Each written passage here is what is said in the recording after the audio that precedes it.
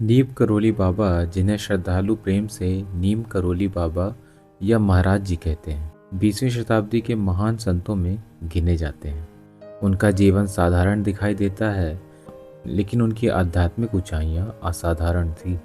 महाराज जी का जन्म सन 1900 में उत्तर प्रदेश के वर्तमान फिरोजाबाद जिले के अकबरपुर गांव में हुआ था।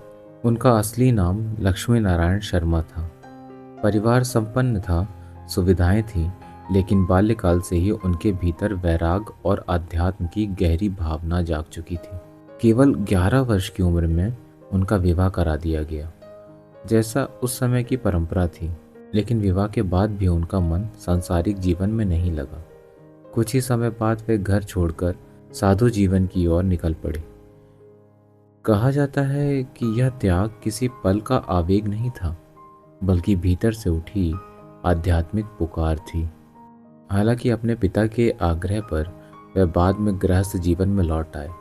उन्होंने पारिवारिक जिम्मेदारियां निभाई और वे 2 पुत्रों और 1 पुत्री के पिता बने। लेकिन घर गृहस्थी में रहते हुए भी उनका मन संसार से परे ही रहा। मान्यता है कि 17 वर्ष की अल्प आयु में वे गहन आध्यात्मिक ज्ञान प्राप्त कर चुके थे। उनके भक्तों का विश्वास था कि उन्हें श्री हनुमान जी उनके गुरु थे और वे हनुमान जी के अनन्य भक्त थे। उनके जीवन की हर साधना, हर दृष्टि, हर कृपा में हनुमान भक्ति की झलक मिलती है। महाराज जी ने अपने जीवन में भारत के अनेक स्थानों की यात्राएं की। वे किसी एक स्थान से बंधे नहीं रहे। अलग अलग प्रदेशों में लोग उन्हें अलग अलग नामों से जानते थे। उड़ीसा के गंजम क्षेत्र में माँ तारा तारिणी शक्तिपीठ की यात्रा के दौरान लोग उन्हें हनुमान जी या चमत्कारी बाबा कहकर पुकारते थे, क्योंकि वहाँ उनके द्वारा घटित घटनाओं को लोग चमत्कार के रूप में देखते थे। उनका प्रमुख आश्रम उत्तराखंड के नैनीताल जिले में स्थित कैची धाम है, जो भवाली से लगभग 7 किलोमीटर दूर है। हर वर्ष 15 जून को यहाँ भव्य वार्षिक उत्सव मनाया जाता है, जिसमें देश विदेश से हजारों श्रद्धालु पहुँचते हैं। उस दिन पूरा क्षेत्र भक्ति और श्रद्धा से भर जाता है। महाराज जी को लोग केवल एक संत नहीं, बल्कि इस युग के दिव्य पुरुष के रूप में देखते हैं। उनकी शिक्षाएं किसी ग्रंथ में नहीं, बल्कि उनके जीवन में थी। सरलता, प्रेम, सेवा और भक्ति। वे कहते थे कि सच्चा धर्म दिखावे में नहीं, बल्कि दिल की पवित्रता और निस्वार्थ प्रेम में है। 11 सितंबर 1973 को वृंदावन में उन्होंने अपना नश्वर शरीर त्याग दिया, लेकिन उनके जाने के बाद भी उनकी उपस्थिति आज भी लाखों भक्तों के जीवन में महसूस की जाती है। आज भी लोग उन्हें आदर से महाराज जी कहते हैं और मानते हैं कि उनकी कृपा समय, स्थान और दूरी से परे है। आइए हम जानते हैं बाबा नीम करोली के चमत्कारों के बारे में। नीम करोली बाबा, वे कोई राजसी संत नहीं थे। न उनके पास कोई आश्रम साम्राज्य था, न उन्होंने कभी अपने बारे में प्रचार किया। वे साधारण से दिखने वाले संत थे। वे नंगे पैर रहते, कभी हंसते, कभी डांटते, कभी बच्चों जैसे सरल और कभी समुद्र जैसे गंभीर। लेकिन उनके संपर्क में आने वालों का जीवन वैसे का वैसा नहीं रहा।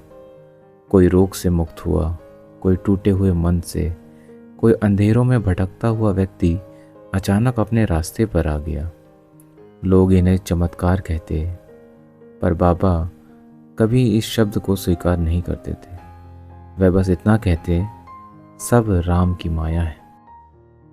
यह घटना बाबा के जीवन की सबसे प्रसिद्ध घटनाओं में से एक है, पर यहाँ इसे शब्दांश नहीं, बल्कि उसके भाव और संदेश के साथ समझते हैं।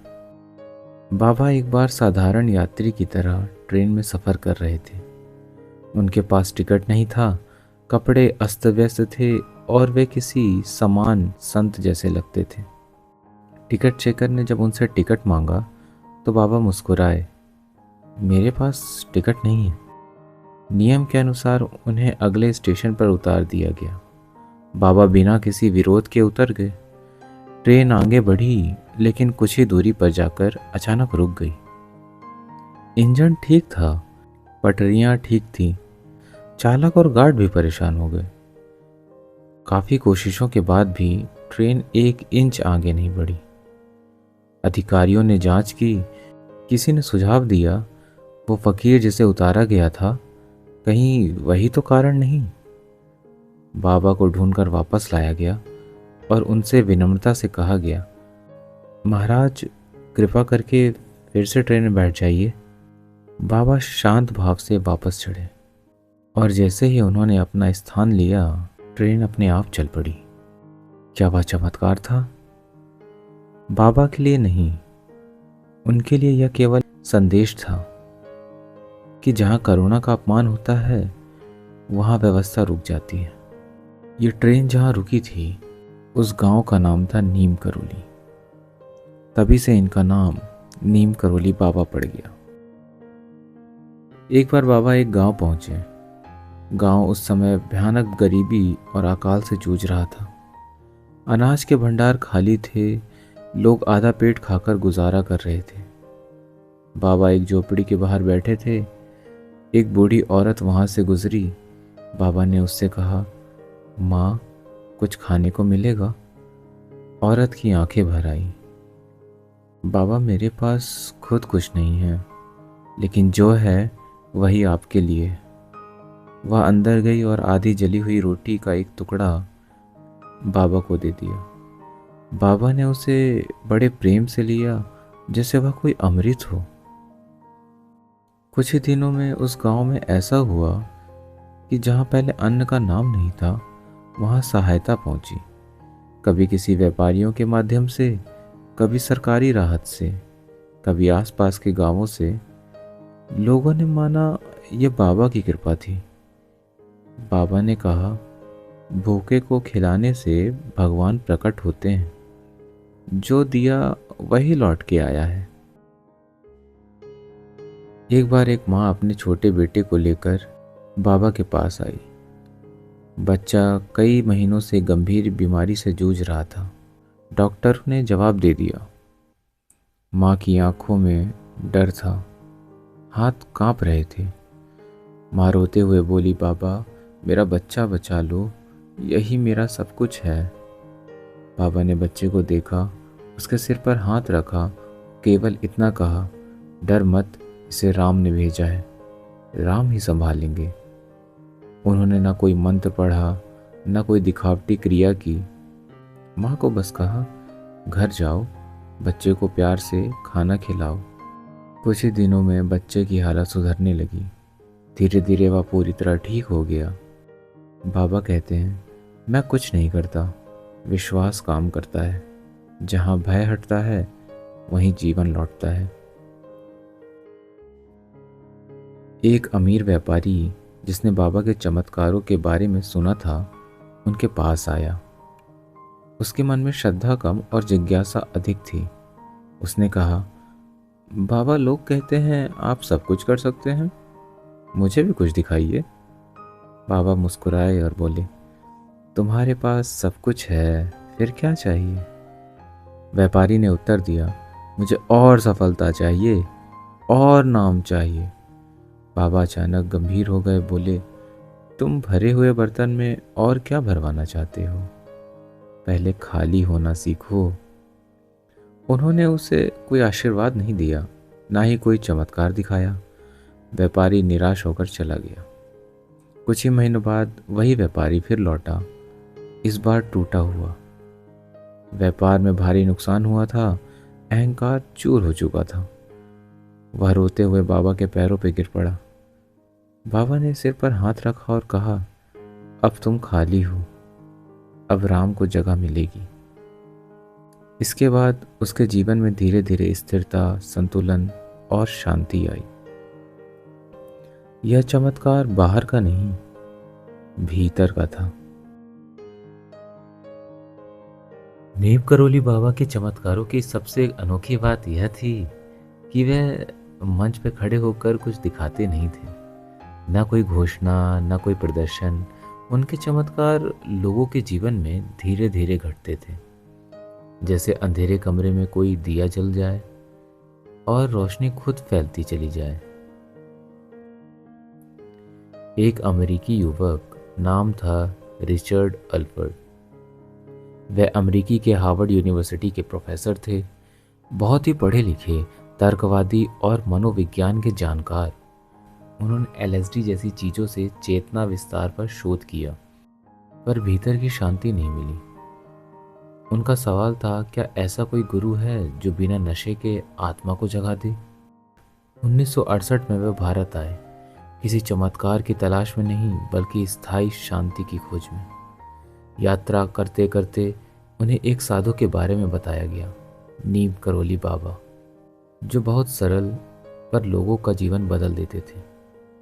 वे थोड़े संशय में थे, फिर भी मिलने गए। जब रिचर्ड पहली बार बाबा के सामने बैठे तो बाबा ने बिना कुछ पूछे उनके जीवन की निजी बातें कह दी। उनकी माँ की मृत्यु के बारे में, उनके भीतर के खालीपन के बारे में, उनके मन के डर के बारे में। रिचर्ड चौंक गए, यह आदमी मेरे बारे में इतना सब कुछ कैसे जानता है जो मैंने कभी किसी को नहीं बताया। यही पहली बार उनका तर्क हार गया। रिचर्ड ने बाबा को एलएसडी दी, यह देखने के लिए क्या यह साधु भी नशे के प्रभाव में आएगा। बाबा ने एक मुट्ठी भरकर एलएसडी खा ली और ऐसे बैठ गए जैसे कुछ हुआ ही नहीं। वे वैसे ही शांत, स्थिर और जागरूक रहे। एल्फर्ड उनको देखते रहे कि अब कुछ होगा, पर बाबा मुस्कुराते रहे। बाबा ने कहा, यह तुम्हें थोड़ी देर ऊपर ले जाती है, पर नीचे भी ले आती है। जो तुम ढूंढ रहे हो वो तुम्हारे भीतर है। यही रिचर्ड को एहसास हुआ, जिस अवस्था को वो नशे से छूने की कोशिश कर रहे थे, बाबा उसमें स्वाभाविक रूप से रहते थे। धीरे धीरे रिचर्ड ने बाबा के साथ रहना शुरू किया, सेवा की, मौन में बैठे और उनके व्यवहार को देखा। बाबा ने उन्हें कोई भारी दर्शन नहीं दिए, बस यही सिखाया, प्रेम करो, सेवा करो और सब में भगवान देखो। एक दिन बाबा ने कहा, अब तुम रिचर्ड नहीं रहे, तुम रामदास हो, यानी राम का सेवक। उस दिन से वे रामदास बन गए और बाबा नीम करोली के शिष्य। रामदास वापस पश्चिम गए और पूरी दुनिया में यह संदेश फैलाया, प्रेम ही साधना है, सेवा ही भक्ति है और अहंकार छोड़ना ही मुक्ति है। उनकी किताब बी हियर नाउ करोड़ों लोगों के लिए आध्यात्मिक मार्गदर्शन बनी। रामदास शिष्य इसलिए बने क्योंकि उन्होंने बाबा में वह शांति देखी जो उन्हें कहीं और नहीं मिली। बाबा ने उनका अहंकार तोड़ा, पर दिल नहीं। उन्हें सिखाया कि सच्ची साधना बाहर नहीं, भीतर है। रामदास का परिवर्तन यह दिखाता है कि गुरु चमत्कार नहीं दिखाता, वह इंसान को बदल देता है। एक बार एक युवा साधक बाबा के पास आया। वह बहुत ही पढ़ा लिखा था, ध्यान करता था, मंत्र जानता था, लेकिन भीतर बेचैनी थी। उसने कहा, बाबा, मैं सब कुछ कर चुका हूँ, फिर भी शांति नहीं मिल रही।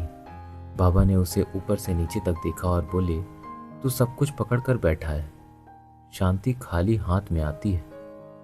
साधक को बात समझ नहीं आई। उसने पूछा, मैं क्या छोड़ूं? बाबा ने कहा, जो तू मेरा कहता है वही तुझे बांध रहा है। उसी दिन बाबा ने उसे कोई साधना नहीं दी, बल्कि उससे उसकी आसक्ति छीन ली। धीरे धीरे उस युवक ने अपनी पहचान, अपने अहंकार और अपनी तुलना की आदत को छोड़ना शुरू किया। कुछ महीनों में उसकी बेचैनी गायब हो गई। चमत्कार यहाँ यह था कि बाबा ने उसे बाहर कुछ नहीं बदला। बाबा ने बाहर कुछ नहीं बदला, अंदर का बोझ उतार दिया।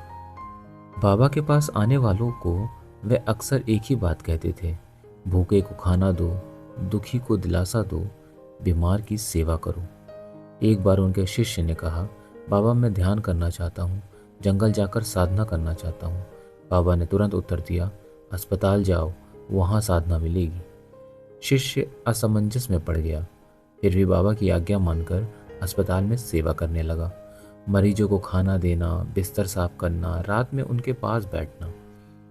कुछ समय बाद उसने महसूस किया कि जो शांति वह वर्षों से ध्यान में नहीं पा सका, वो इन सेवाओं में मिलने लगी। यह समझ कि ईश्वर मंदिर में नहीं, पीड़ा से भरे चेहरों में प्रकट होता है, यही समझदारी है। यही बाबा का संदेश था। एक युवा भक्त लंबी यात्रा पर निकलने वाला था। उसकी माँ डरी हुई थी। उसने बाबा से कहा, महाराज, रास्ता खतरनाक है, कुछ अनहोनी ना हो जाए। बाबा ने सहजता से कहा, जाओ, राम साथ है। रास्ते में उस युवक की बस एक बड़े हादसे में फंस गई। कई लोग घायल हुए, कुछ की जान भी चली गई, लेकिन वह युवक बिल्कुल सुरक्षित बाहर निकल आया। जब वह वापस आया और बाबा के चरणों में गिर पड़ा तो बाबा ने कहा, देखा, राम ने बचा लिया ना। क्या यह चमत्कार था? भक्तों के लिए हाँ, पर बाबा के लिए यह सिर्फ ईश्वर में समर्पण का परिणाम था। एक प्रसिद्ध विद्वान बाबा से मिलने आया। उसके पास शास्त्रों का ज्ञान था, तर्क की शक्ति थी और भीतर यह भाव था कि वह सब कुछ जानता है। उसने बाबा से कठिन प्रश्न पूछना शुरू किए। बाबा ध्यान से सुनते रहे, फिर अचानक बोले, तू बहुत जानता है, पर तू अभी बच्चा है। विद्वान को यह अपमान लगा। वह नाराज होकर चला गया। पर कुछ समय बाद जीवन में ऐसी परिस्थितियां आईं कि उसका सारा ज्ञान काम ना आया। तब उसे बाबा की याद आई। ज्ञान तब तक बोझ है जब तक उससे प्रेम न हो। वह दोबारा बाबा के पास आया, इस बार खाली हाथ और झुके हुए मन से। बाबा ने उसे प्रेम से गले लगाया। चमत्कार यहाँ यह था कि अहंकार टूटते ही ज्ञान प्रकाश बन गया।